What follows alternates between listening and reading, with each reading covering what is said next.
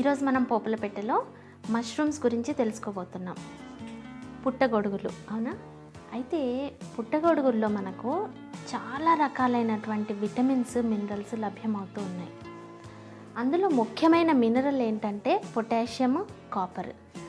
మామూలుగా సాధారణంగా పొటాషియం ఉన్న డైట్ బీపీ వాళ్ళు, హై బీపీ ఉన్న వాళ్ళు తీసుకుంటే చాలా మంచిది, బీపీ కంట్రోల్గా ఉంటుందని చెప్పుకుంటూ వచ్చాం కదా.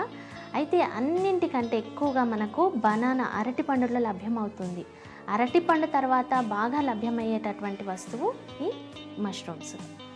సో బీపీ ఉన్న వాళ్ళు వారానికి ఒకసారైనా డైట్లో మనము మష్రూమ్స్ యాడ్ చేసుకోవాలి. ఇదే కాకుండా దీంట్లో ఈస్ట్రోజన్ వర్క్ మంచిగా జరగాలి బాడీలో అని దాని కొరకు సెలీనియం అనేటటువంటి మినరల్ దీంట్లో ఉంది. ఆ సబ్స్టెన్స్ వల్ల ఏంటంటే ఉపయోగము, ఈస్ట్రోజన్ ప్రొడక్షన్ మంచిగా జరగడము, దాని పనితీరు ఇంకా బాగా ఉండడానికి ఇది చాలా చక్కగా తోడ్పడుతుంది.